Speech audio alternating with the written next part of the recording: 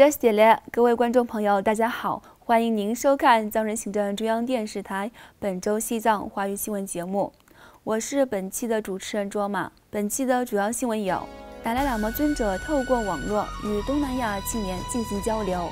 司政洛桑桑格强调，中共正在转移世界对新冠病毒的关注；超过10名流亡印度的藏人遭染新冠病毒。 意大利藏人纪念6·4天安门事件31周年，瑞士徒步和平游行藏人抵达联合国日内瓦办事处。加拿大议员呼吁政府支持包括西藏在内遭压迫的人民。藏人代表呼吁无代表国家和民族组织加大对西藏问题的关注。下面请看详细内容。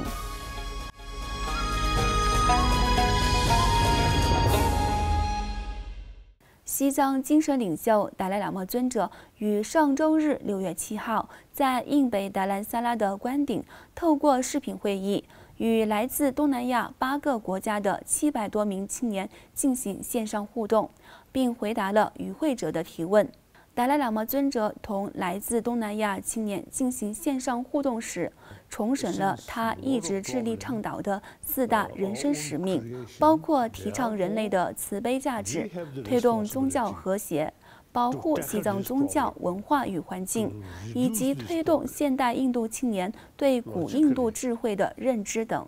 此外，尊者建议与会的东南亚青年利用智慧去观察自己所面临的问题，并找出根源，那样才有助于自己更加自信地找出正确的道路。最后，达赖喇嘛尊者同与会青年进行互动，并一一回答了与会者的提问。 与此同时，在中印边界争端进一步紧张之际，藏人行政中央司政洛桑桑格就中印边界争议和西藏问题为话题，接受了印度多家媒体的一系列电视采访。本周三6月10号，司政洛桑桑格在接受媒体采访时表示，为转移世界对新冠病毒疫情的注意力，北京已经加大了侵略力度。 司政指出，印度花费了约600亿美元来处理与中国的边境紧张局势，这给印度造成了巨大的损失。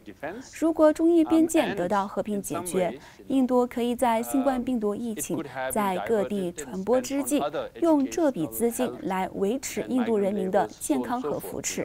另外，近日超过10名流亡印度的藏人被检测出感染新冠病毒，其中多起病例被发现有包括前往德里在疫情严重地区的旅行史。由卫生部部长领导的藏人行政中央2019新冠病毒特别防疫工作组已经与上述遭感染藏人所在的定居点办公室及当地卫生部门协调，制定预防措施，并隔离了所有接触者。与此同时，卫生部部长曲琼汪秀呼吁流亡藏人民众积极配合各地医护人员的工作，在2019新冠病毒疫情与社区传播的初始阶段进行检查和做好防疫措施。 此外，为纪念1989年6·4天安门大屠杀事件31周年，意大利藏人协会与其他非政府团体联合于上周四6月4号在首都罗马举办纪念活动，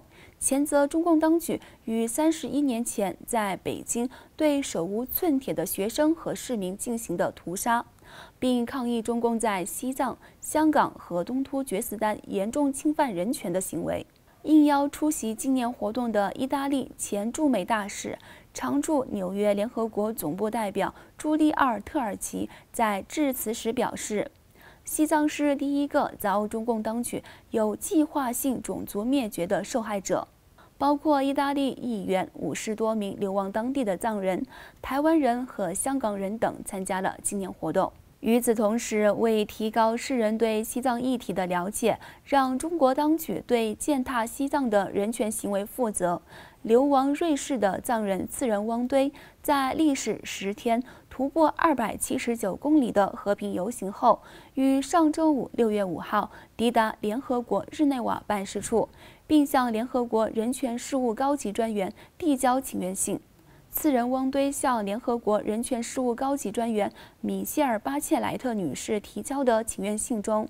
他向巴切莱特女士提及西藏境内遭严重践踏的人权状况和日益恶化的紧张局势，并指出，由于中国在2019新冠病毒疫情爆发初期未采取任何有效的防疫措施，致使病毒传播到世界各地。相反，当局惩罚了提醒人们注意这种病毒危害性的医护人员。即使当中国政府知道病毒的严重性，也一直在向世界谎称疫情造成的严重影响和死亡人数。当前，由于中国的一系列谎言，世界正在为此付出巨大的代价。另外，加拿大国会议员和保守党领袖候选人欧林·奥图尔在本周三6月10号发表的声明中表示，